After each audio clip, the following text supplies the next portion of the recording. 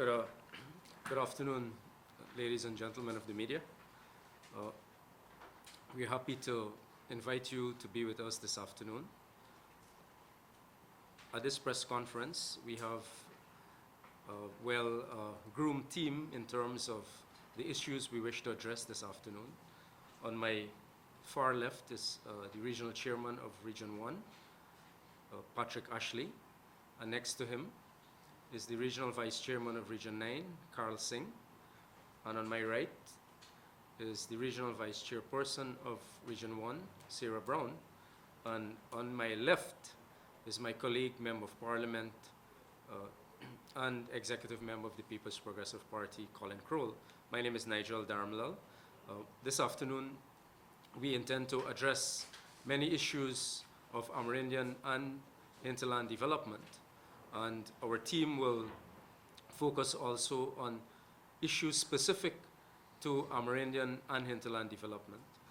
We will also be dealing with the engagement of the People's Progressive Party Civic when we return to government, specific to Amerindian issues.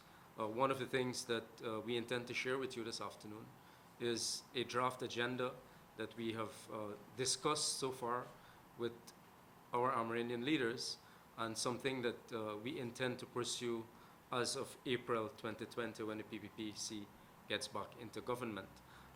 But first, I'd like to invite Patrick from Region 1 for him to share with us some of the issues that are currently taking place in Region 1. Specific too is that a big team of government officials, they're expected to be in Region 1 very shortly. And Colin will also, as the Member of Parliament responsible for Region 1, will expand more on what that team intends to achieve in terms of the corruption and the incompetence and ineptitude of this government. But let us start with Patrick first. Thank you very much, Nigel, and members of the media, colleagues who are part of this press conference. First of all, I thank you for being with us this afternoon. Well, in Region 1, Barima Waini, I can start by saying that things aren't well, as the government paints it as saying that Guyanese are experiencing and enjoying the good life. For the last 4 years, since the APNU APNU AFC would have taken the seat of government, the region's economy would have become stagnated. The lack of employment, the lack of economic activities, the lack of investment into communities that we would have seen before May of 2015 would have stopped.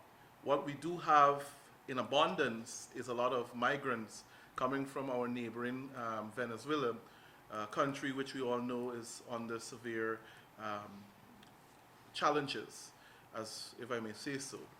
However, the region's budget for 2019 is not yet fully implemented, and as I speak, it's not yet even 50% implemented to date because of the snail pace of the attitude of the regional executive officer that the government would have planted within the Barima Waini region as of January this year.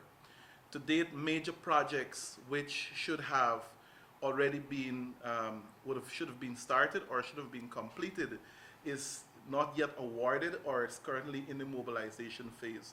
Presently, in the education sector, many of our schools, major schools such as Port Kaituma Primary, Secondary, we would have had Wangna Primary, Mabruma Primary in the Mabruma sub-region. The children have to go what we call the shift system. For instance, in Port Kaituma, in the morning, the primary school uses the secondary school, and in the afternoon, then the secondary school children will go to school. Why am I bringing this up as a concern? A concern to us in the Regional Democratic Council, because 2 months of holidays would have elapsed. And as we all know, Budget 2019 was passed in November of 2018, and so implementation of the fiscal year should have started as of January 1st. And it is kind of heartrending and very disappointing to see that those 2 months would have elapsed, and only in September, mobilization for the rehabilitation of these major learning institutions would have started. We have the victimization of persons who may not be of a certain ethnicity by this regional administrator. More so, he would have been depriving and starving the Regional Democratic Council of resources to carry out its constitutional mandate. The RDC would have failed to reach, since April of this year, not to no fault of the elected councillors or the elected council, but because the REO seems or would have blatantly wanting to dictate and to the RDC as to when it should meet and what it should discuss from what it should not discuss. For instance, the minutes of the last meeting, which was in April, until now cannot be presented to the office of the regional chair for it to be perused, since there are many things which the REO would have deleted out of that minute, and because of the scrutiny that it's normally go through, he would have failed to provide that to the RDC. For instance, myself as the chairman of the finance committee of the region, as well as the current acting chair of the infrastructure committee, and those two important committees of the RDC, we have been prevented in some way of not carrying out our mandate to monitor the projects, and we have allegations of corruption, of millions of dollars. For instance, contracts are being awarded to contractors such as the town council, and when we do investigate, it would have already been subcontracted to someone, and so those local democratic organs are not being given the opportunity to decide who the contract should be subcontracted to, and that's all coming from the regional administration through the office of the regional executive officer. And so Region 1, its people, we are not enjoying the good life as the government may paint it. I don't know for what reason 37 of them, after 4 years, wants to decide to come to the Barima Winey region after neglecting our people. They would boast so much about millions of dollars in concrete roads that they claim they would have built, but the amount of money coming out of that region from taxation on fuel alone cannot compensate. Those concrete roads cannot compensate, which we're grateful to have better roads. But we believe that if revenues are coming out of our region, it should be given back to the region for its development in a holistic manner, and not just put that you would have built pieces of concrete road. I wouldn't say a complete concrete road, because it's only built in support areas of the APNU-AFC coalition.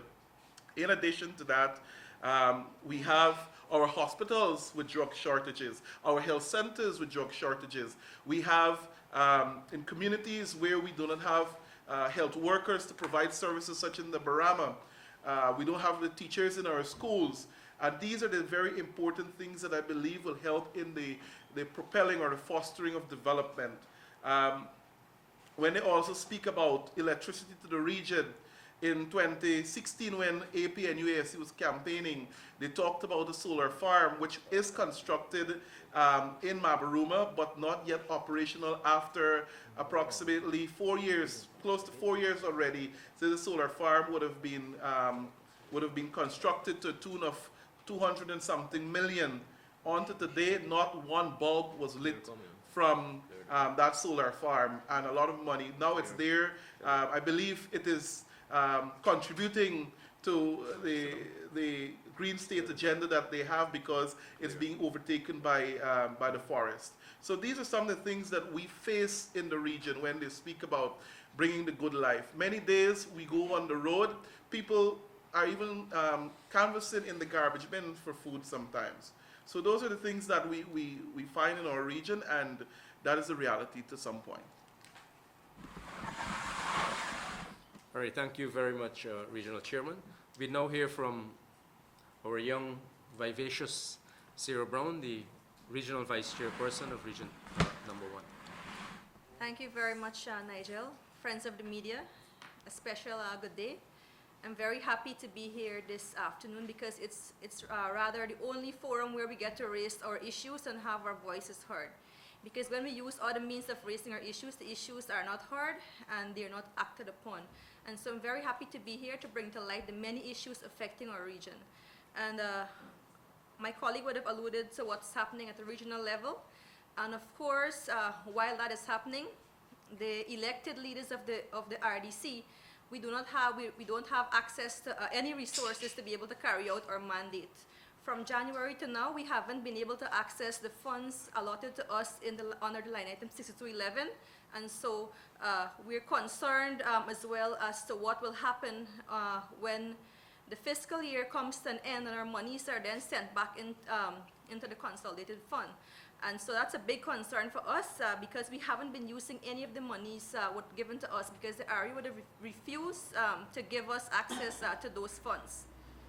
In addition to that, while we're being starved of much needed finances for us to be able to meet the people on the ground, the government, on the other hand, is coming into our region with excessive spending at that. We have gotten from very good sources that the government is seeking to come into our region next week. And we would have heard that there's a delegation of over 31 persons that's going to be coming. And they're going to be going to all the villages across the region. And we're concerned too as to what they're going to tell the villagers because it would have been 5 years and we haven't seen anyone from the government going to those areas. So what then are we coming now to tell the people after all of that time would have elapsed? And so while we see that happening, we don't see them coming on the normal boats, which are more economical. They come on chartered flights. We would find the most expensive flights coming in, and they're up to last week. They were there. The aircraft was waiting on the ground the entire day for the minister to give some handouts. And the entire day the aircraft was on the ground waiting. And I can only imagine the cost of that, what that would cost. And so while we have that, I am here in Georgetown to attend the National Tushaus Conference, the NTC, in an effort to listen to concerns and at the same time to be able to raise the issues that's affecting us. And so we would have been to the NTC and noticed that the NTC, the conference at this time is not what it used to be or what it's supposed to be. We have seen politicizing of the entire conference. From the leadership of the NTC, the National Tushaus Council, right, and we would have seen the politicizing of the council in terms of them giving out presidential grants to our Tushaus from our region. They would have given the presidential grants with a big handing over ceremony as if it's the first time they're undertaking that initiative. However, we all know it was in existence for a number of years prior to this government taking office. And so instead of having the Tushaus come here to represent the issues, our Tushaus are concerned that they're only coming here to listen to speeches and to be a part of the campaign show instead of having our issues in the region addressed.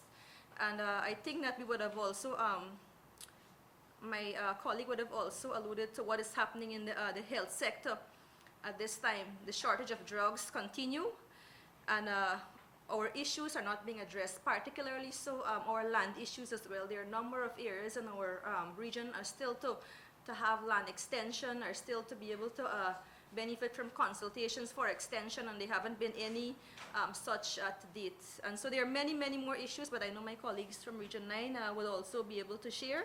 And so thanks, Nigel, for allowing us, and the media for allowing us. Okay, let us hear now from the Vice Chairman of Region 9, Carol Singh. Right, thank you, Comrade Nigel. Good afternoon to members of the media. Yeah. I'm grateful for this opportunity to raise some of the issues that we've been faced with in the region. If I'm to tell you all of the issues, I may probably take 2 hours. But Region 1 would have highlighted some of these issues. But like Region 1, Region 9 is similar. We have the same issues being faced with right in the region. There's no good life. There's no good life that was promised by this government. Like Region 1 said, the RDC at the moment is being stymied from the work that it's mandated to do, right? We have noticed a few weeks ago during the heritage celebrations that a delegation of ministers headed by the Prime Minister flew into Region 9, landed at several airstrips. Approximately 10 aircrafts were chartered. Some landed in Anai, some landed in Letem. They had a delegation also accompanying these ministers of approximately 35 persons with these ministers. You have a large entourage of police officers also accompanying these ministers, right? Over the past year, when we were in office, when the PPP was in office, we never did that. Comrade Barajagdi was president, Comrade Donald Ramatar was president. When they went into the hinterland, they used one security officer. There were no police officers accompanying them. But this time you're seeing a waste of our taxpayers' dollars. We see them flying into villages, landing in villages, chartering aircrafts to go into villages to hand out little things, let's say a brush cutter, let's say a chainsaw. And also what's important to note too is that when they hand over these things, it's handed over to the Tushao, but after they leave the village, the group chairperson, the PNC or the APNU group chairperson would go into the area and say, look, it was not for the village, it's for the APNU group. Almost all the villages, we're having that problem. A few Tushaos highlighted the issue of that at the moment. We also noticed that on their outreaches, they're using stuff from the food for the poor. They're issuing, I have photos, issuing the peas, the manna pack, and those things to persons in the villages. We would have had a lengthy rainy season, and over when the PPP was in office, we would normally give some form of assistance. Now it's not happening. It's not happening. We would have, before it was normally given out to all the villagers in a village, but today it's being distributed only to party group members. So you have that issue all over. Health is we are having those problems in the community. In a village called Apateri a few months ago, the minister Ali Kok was in there, and he told them, when they would have raised the issue that there's no drugs, minister, we need drugs in Apateri. And if most of you know where is Apateri, you would know that it's very difficult to go in or to transport a patient. The minister turned and tell the people that you need to go back to the forest and use bush medicine, use herbs for your sick patients. Right? Some of the youths right in that same village would have requested some sports gears. He said you need to go back and bleed balata, make a ball, and you could use that for your recreational purposes. Education, the education sector is in chaos at the moment. Exercise books are not being distributed on a regular basis. The uniform material is not being distributed on a regular basis. The payments for sewing those uniform, it's not being sent in, right? So there's more and more hardship in that sector itself. It's the government's responsibility also to provide furniture for these school children. That has not been happening. A village like Aishalton, a main village, you can speak to the Tushao. He said a few days ago they had to take money out of the village council account to go and saw wood for their furniture in Aishalton. Right? So there is no good life for normal Amerindian people. There is more and more hardships in the area. Someone said, one of my colleagues mentioned that 4 years now they have not went into the area, only now because it's elections time. That is indeed true, right? They have not been visiting. So now when they're going into the communities, they're being rejected on most villages. They're being rejected when going in. Some of them go in and bully their way. When we were in office, we would normally write the Tushao seeking permission to enter those villages. Today, that's not happening. The minister would just start up and say, I need a meeting. Please gather all your people, and we're gonna have a meeting.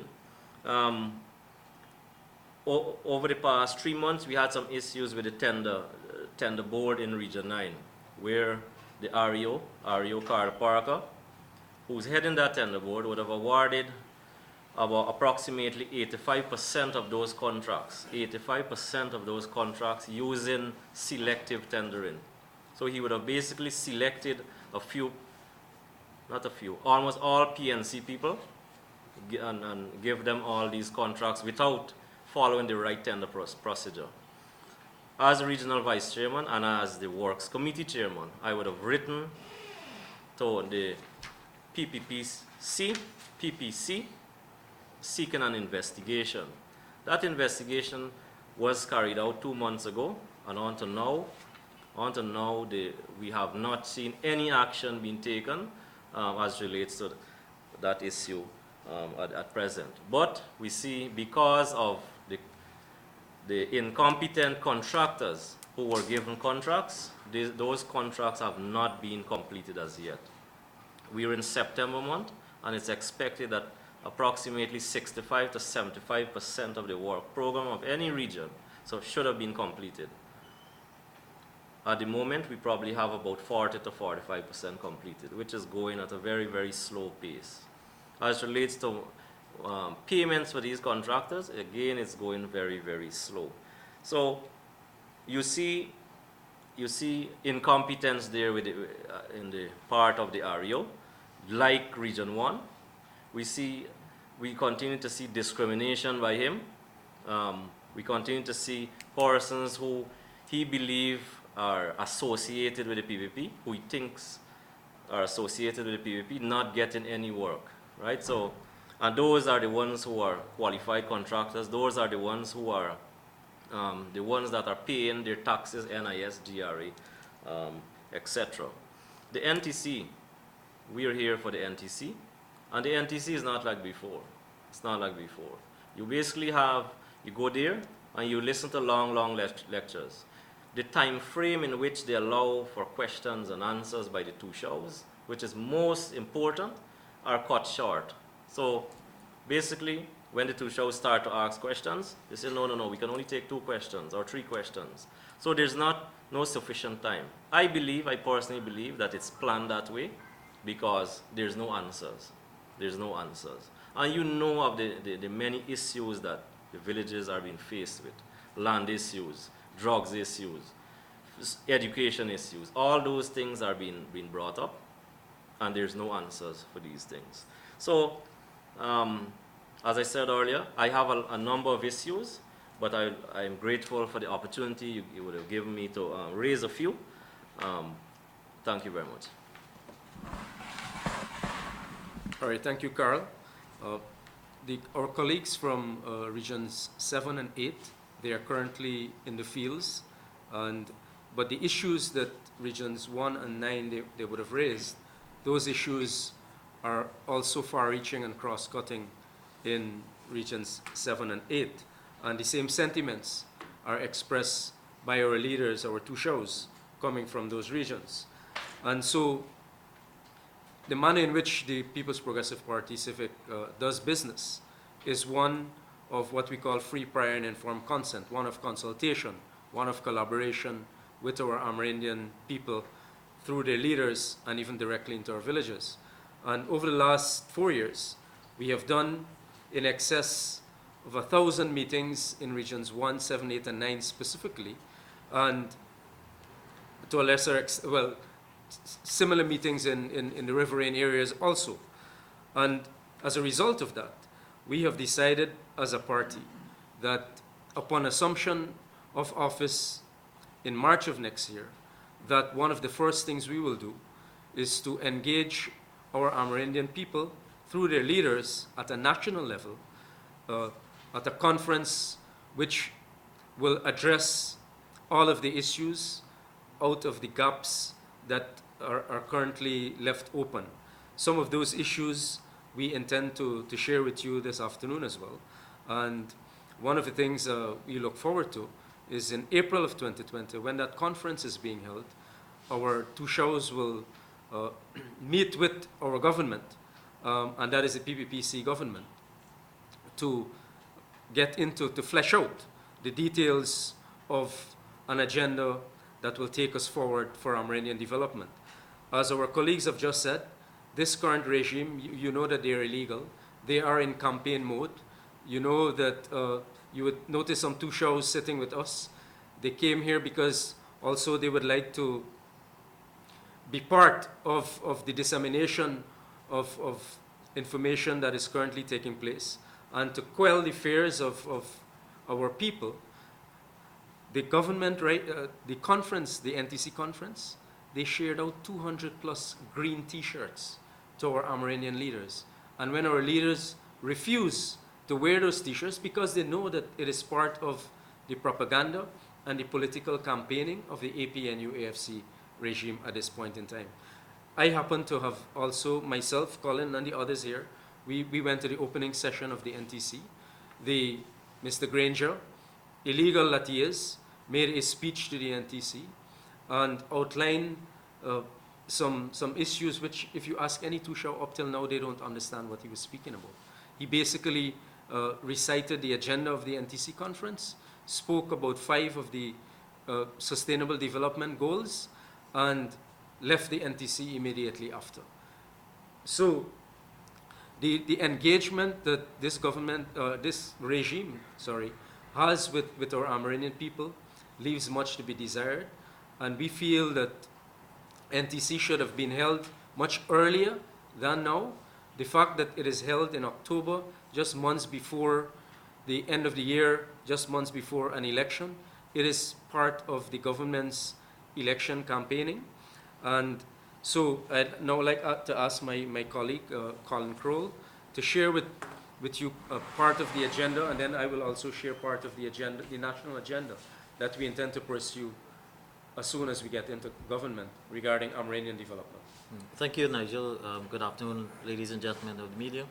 As Nigel said, the NTC is being held at a time when the government is in full campaign mode, this caretaker government. And if you measure versus what all of the previous speakers have said as to what is taking place within the region, and we can go on and on for the rest of the afternoon to identify the issues. But if you examine how this government, caretaker government, operates, first of all, whereby how do they spend the money and equitably distribute it among the regions, it is only intended to be one of fanfare, because if you're talking about resolving issues within the region, Mabaruma is not region 1, Bartica is not region 7, Letem is not region 9, and that is how this government, first of all, resolve their issues, because as was said, 5-10 planes fly into the region with a number of ministers. For example, on the 19th of September, we had in Region 1 about 5 plane loads along with the 2 caravans that the president used.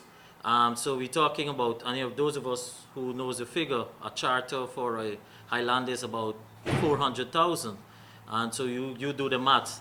And for a few hours, for 4 years, they have not visited the communities. Myself, the regional chairman, and the vice chairman, in this year alone, we have gone to every single community in region number 1. And I can tell you the amount of issues that they're confronting the communities and the lack of visits. So if you check what is happening, the fanfare and the amount of persons traveling, and it's not only the ministers are traveling, they are taking a number of technical staff, political personnel, etc. So you're talking five loads of plane personnel on the ground for about 4 hours to deal with issues in Port Kaituma. You have another visit that is coming up in Mabruma in another week. That is how the government operates. Come measure that versus what is taking place at the National Tushaus Conference, whereby the Tushaus have been brought in at a time in full campaign mode, as I said, and they are not being able to set the agenda for themselves. And they're forcibly being told what they must do. In fact, you have receptions that are being held in the evenings. The Tushaus would request that they go back to the hotel to have a refreshen up and change their clothes. No, they're forcibly told they must attend the receptions and so forth. It happened on Monday last. Then last night, they were given T-shirts, and today they were told that they must wear those green T-shirts that clearly has the APNU AFC logo. That's how they operate. That is what they plan.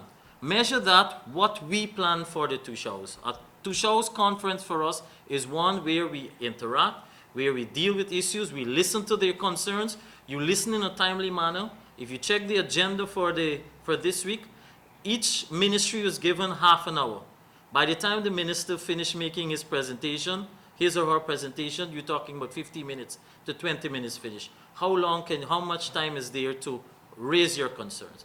in the PBPC time, when we had the Nationals Two Showers Conference, even up to the president met and sat with those two showers a minimum of 2 days, minimum.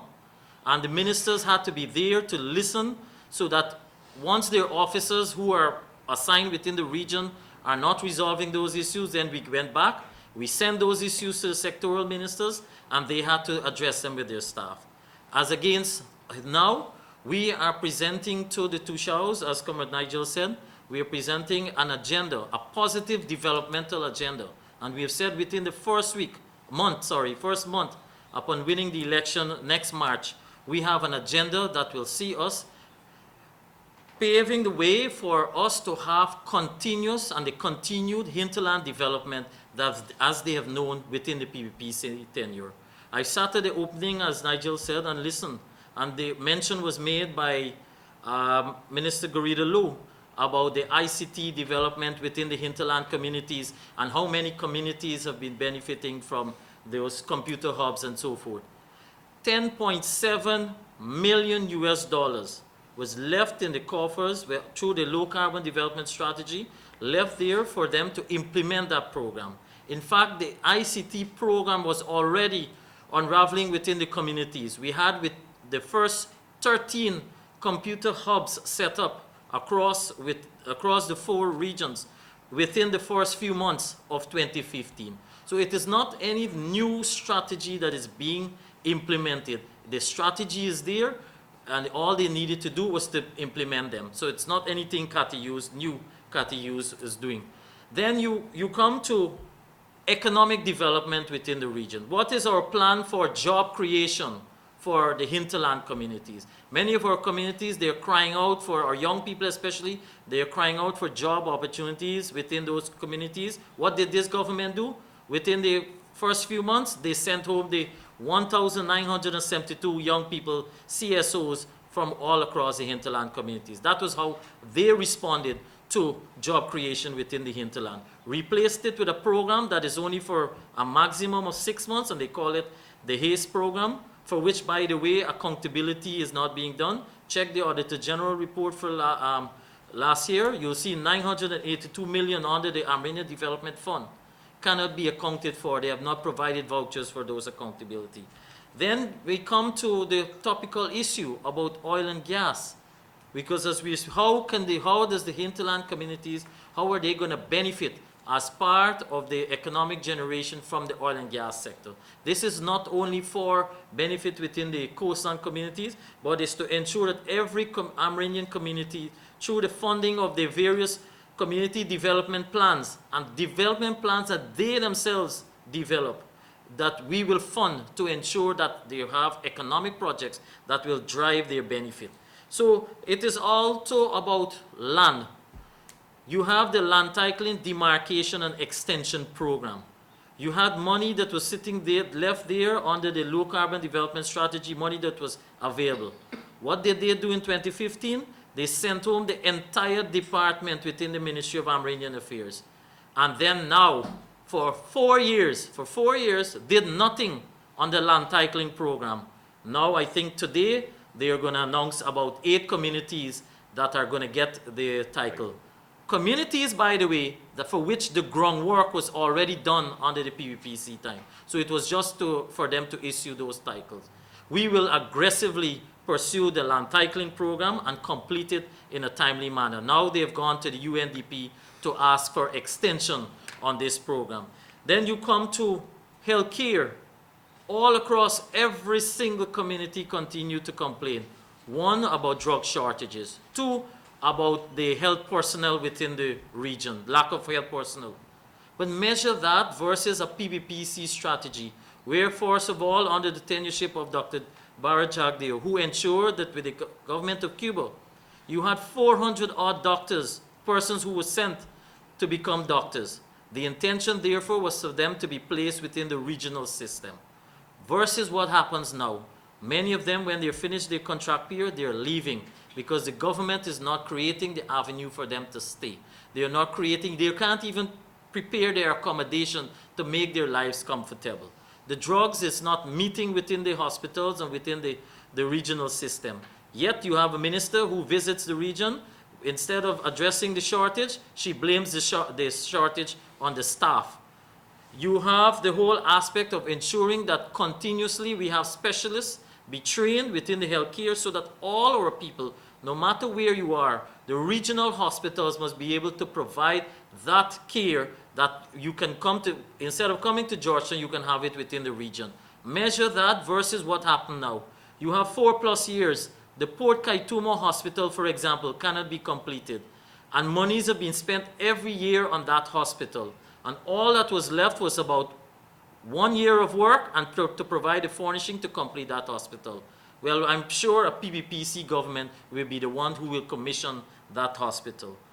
Then if you come to education, education within our regional system, within our hinterland communities, is for them to be able to develop to that level as those in the coastland, to be able to equip them with there's a connection with the ICT strategy, so that within that system they can be able to go online, they can go and do their studies. You don't have to come to Georgetown and inconvenience yourself and have additional costs. You go online and you can have your studies be done. You can expand your range, so that at the end of the day, that is why the PBPC had ensured that the highest sector budget was the education sector. And so it is also to ensure that our children get the best care and to expand the nutrition program, the school feed program for our children. You talk about housing and water. Housing, this government asked them how many hinterland housing communities have they completed. They commissioned one in, I think it was Seaby recently. That was an IDB funded project that was left under the PBPC tenure. They have done no new expanded hinterland housing program for the past 4.5 years. And it is also, so it's about a plan. It's about ensuring what to address, how can we develop the capacity of our people within the hinterland? How can we ensure that they get the basic necessities of water, water which is essential for life? How can we support initiatives so that we can expand the agriculture and the livestock development right across the entire hinterland community? That is part of what our development agenda is for the hinterland communities, and that is why we're committed, and we have a plan, and it is very easy for us to come to you and we can produce those plans, and we can expand forward and explain them to tell you this is what we plan for the communities, this is what we will do, by when we plan to have them done, etc. Measure that versus an agenda that you see now at the NTC, which is filled with presentations upon presentations, and at the end of the day, the Tushos and the leaders are not able to raise their concerns or have their matters resolved, as per example. But I mean, I will stop there for now as part of the agenda. All right, thank you, Colin. And in addition to the many things that Colin spoke about, our party also intends to, when we get into government, focus on the rights and culture of our Amerindian people, and specific to consulting with our leaders and communities on enhancing the Amerindian Act, because laws are always in reflux, and so we have to continue to update them. We will also be focusing on safeguarding the Amerindian languages, culture, and tradition. I recall, I think it was in 2012, that we had begun the Amerindian Language Revival Project, and I notice this regime is taking lots of excitement about it, but it began since 2012. In terms of one of the critical areas of the hinterland is infrastructure development. And at People's Progressive Party Civic Government, we intend to rehabilitate and expand all hinterland and riverine infrastructure, including roads, airstrips, bridges, training centers, sports facilities, which is one of the major things affecting young people in the hinterland, the lack of proper facilities. We also intend to have infrastructure support to enhance the village economies with respect to job creation, to link communities, and to reduce costs, as well as enhance the welfare of those communities. One of the things that we would like to state very categorically is that the Green State Development Strategy that Granger has been pursuing, that we will scrap it. We think that the Green State Development Strategy is basically sharing green t-shirts and paint around the country, rather than being imperative to actual development of our people. So we will go back to our low carbon development strategy, which, as you're aware, earned our country in excess of 250 million US so far. And many projects that we had begun in Amerindian villages were sourced out of the low carbon development strategy. So we intend to resume the low carbon development strategy with full involvement of our leaders. This current strategy of Granger, the GSDS, is not one based on consultation. And so the LCDS, we intend to, again, have the re-engagement of our Amerindian leaders to implement all the initiatives of the LCDS. We also intend to fund and complete the upgrade of the hinterland electrification program. As you're aware, we had in excess of 13,000 households that were accommodated with solar systems, home solar systems. When we left office, an additional 6,000 were paid for. This government, after they were imported, this government refused to give it to Amerindian households and to riverine households. As a matter of fact, you'll find them now at Granger's State House and his office and so forth. We intend to also, as Colin had mentioned, on the issue of ICT, to computerize all of our villages. We had actually, prior to the elections of 2015, completed construction of 100 ICT hubs in 100 Amerindian villages across Guyana. The only thing that was required is what Catayus is doing right now. Bring the computers and install them. But all the hubs, the physical buildings, and the wiring of those buildings were already done under the PPPC. We had also already paid for the solar systems, the 3,000 watt solar systems, to power all of those hubs and the main facilities within those 100 villages. We intend also to advance the opt-in mechanism. As you're aware, one of the safeguards of our environment is the way of life of our Amerindian people and the way they preserve and conserve our forests.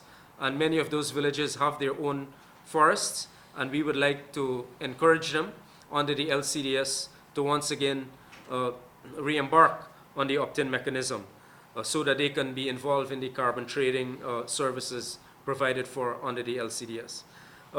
Importantly too, during our consultations with Tushos and leaders and other residents of the hinterland, there are some important concerns that were brought to our attention. One of which has to do with Tushos and other leaders and councillors, their remuneration. As you're aware, Tushos are earning very little at this point in time, and the PPPC, when we get back into government, one of the things we intend to discuss with them is an enhanced and improved remuneration package for Tushos and councillors. We also intend to extend the NTC Secretariat. As you're aware, and based on what my colleagues have said, the entire National Tushos Council Conference has been overtaken by the political campaign of the government. And so we intend to extend the Secretariat to provide more independence, and also, more importantly, we have to construct a building for the Secretariat so that our Amerindian people and their leaders could have a place of their own. We also intend to return to the distribution, well, not the distribution, but the allocation of licensed firearms to Amerindian villages. Agriculture, and specifically farming, is an important aspect of Amerindian food security and of their economic livelihood. And you recall a few years ago, the government, this current regime, they took away all of the hunting equipment of our Amerindian villages, and they are now giving back some villages at very exuberant cost. So the PPP intends to address this holistically when we get back into government, and rest assured the food security of our villages will be firm.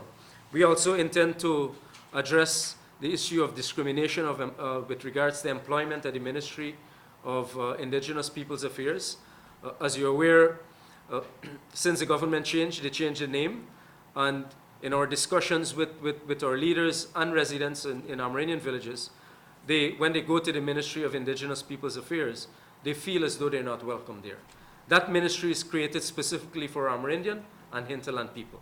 And when they go there, they must feel that that is a place that belongs to them and from which they can get any service. If you walk into the Ministry of Indigenous Peoples Affairs now, you do not feel as though you get service, you know, and the type of services that are offered to you are not what is required in our villages. And also, Amerindians play an important role as First Peoples in our country and in terms of the governance of our country. And one of the things when our leaders met with the National Tushaus executive, we made a commitment that the National Tushaus Council will provide to the PPPC government a list of names of Amerindians, qualified and experienced and skilled, who can serve on state boards as well. So that is something that we intend to open up. Maybe 200 plus Amerindian persons can be named to the government so they can serve at the highest levels of government, at the semi-autonomous level and also within the mainstream of government. Because you know now that over the past almost 10 months, going on to 11 months, this regime has basically been one in a caretaker mode, then in an illegal mode and an unconstitutional mode. So, and it is going to happen over the next 5 months until the elections, and we intend to also bring to the attention of our Amerindian people, based on the discussions that we would have had with them, that they respect the rule of law. The People's Progressive Party Civic respects also the rule of law, and we will serve in the best interests of our people with the Constitution as our supreme mandate. This current regime does not respect the Constitution, and we will continue to act against Granger and any one of those quote-unquote ministers that he has. The cabinet ought to have resigned as soon as the vote of no confidence was passed, but they still parade themselves as ministers of government. Our Amerindian people must also and will also hold them accountable. When they go into villages, they are not ministers, they cannot make commitment. The spending that they are currently exuberating now is illegal. The hundreds of millions that they're spending on flights and on food and on accommodation, you know, they stay at the best accommodation in this country.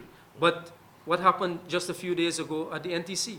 Our Amerindian people have to stay based on what the ministry provided to them in rat-infested, pest-infested, disease-infested rooms, dilapidated beds. I mean, the rusty water coming out of the taps, the cisterns not working.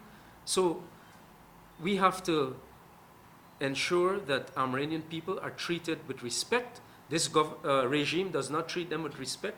Mr. Granger himself does not treat Amerindian people with respect. At his reception, he spoke to them for less than 5 minutes, and half of the time spoke about his Baridi Benab, as though Amerindian people do not know what a Benab is. So we are open now to your questions, and we do hope that we are able to provide answers to all of your questions. Thank you.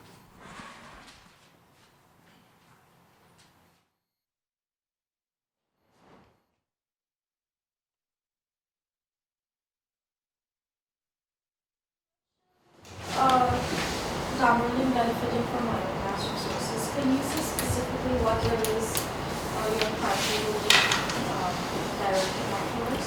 All right, I will ask Colin to address that. Yeah, in the when I was speaking there, I was more referring in the context of ensuring that they also benefit from opportunities for their development, and that is funding for the community's development, and that is for local policy, but it must be hinging on their local development and what they would like as part of their development for their communities. And so it is specific projects within those communities, funding the projects to support, of course, both economic development and their business development.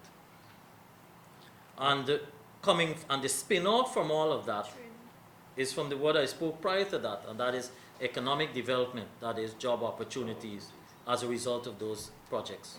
Yeah, and just to add to Colin too, as you will recall, I think it was sometime last year that Keith Scott, when he was serving as minister, he spoke in Parliament that Amerindian people should not benefit from the resources from our oil resources. As a matter of fact, he used a word that I would not like to use, but it means greedy. And Keith Scott basically referred to our Amerindian people as greedy. The context of what he said was that if they were already benefiting, they're requesting so much land, and they ought to be provided so much land that there was no reason for them to be benefiting from our oil resources. The oil resources of this country belong to the people of this country, all of us, every single household, every single person in this country. And so, as Colin said, the support from oil and gas will be holistic. Opportunities for youth and for training will also be available to our Amerindian people. So we would like to ensure and reaffirm that the oil and gas sector also belongs to the Amerindian people of Guyana.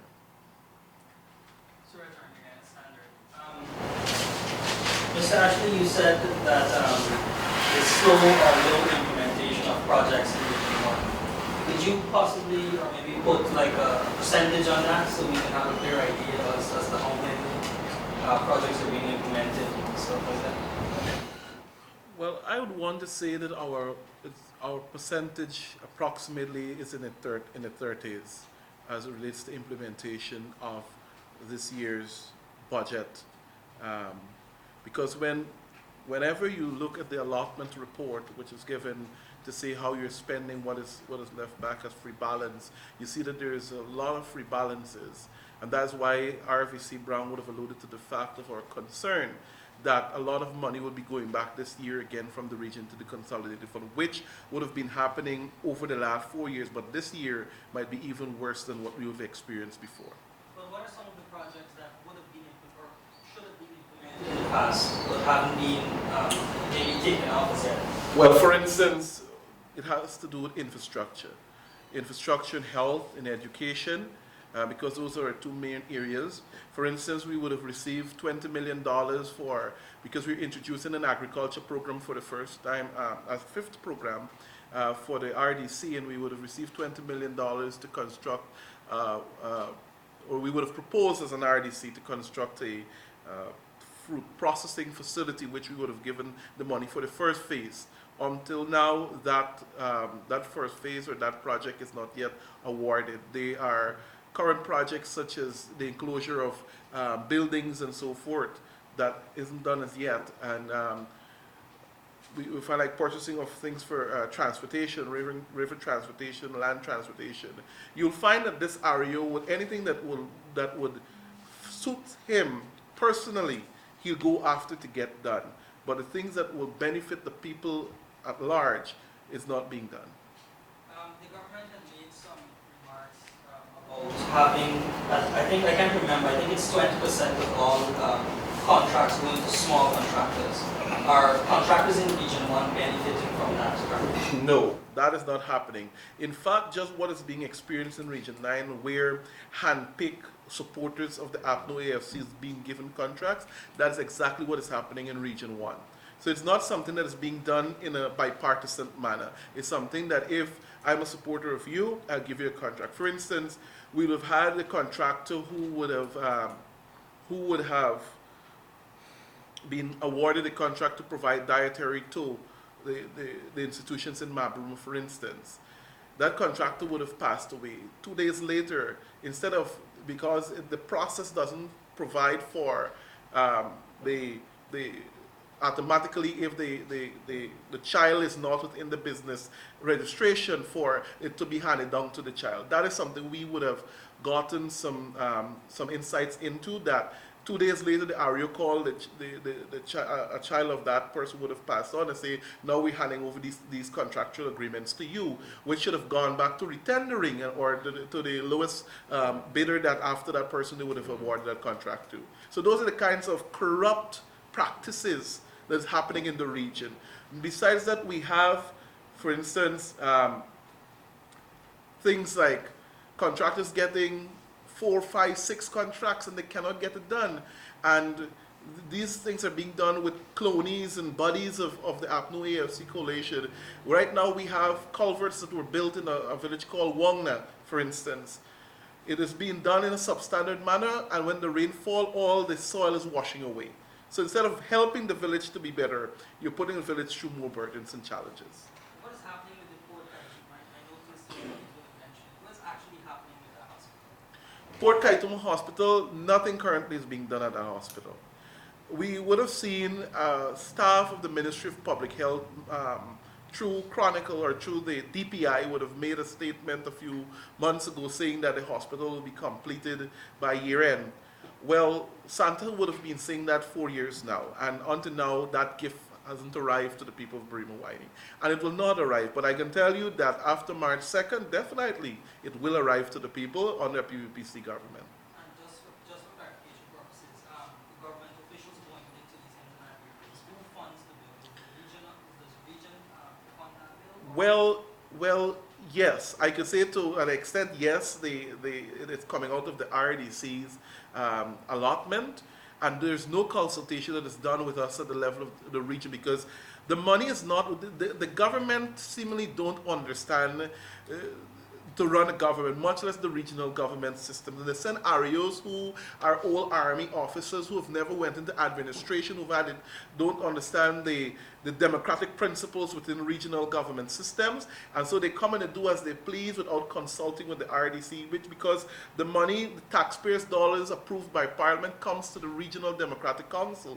It doesn't go to the REO or specifically to an individual, but it comes to the RDC, and the RDC, based on this proposal, have the final say as to how the money is spent, but they are doing it the other way around. And that's why you'll see in the audit report of this year, of last year, 2018, when it comes out properly, that there will be a lot of queries that is recipe for corruption.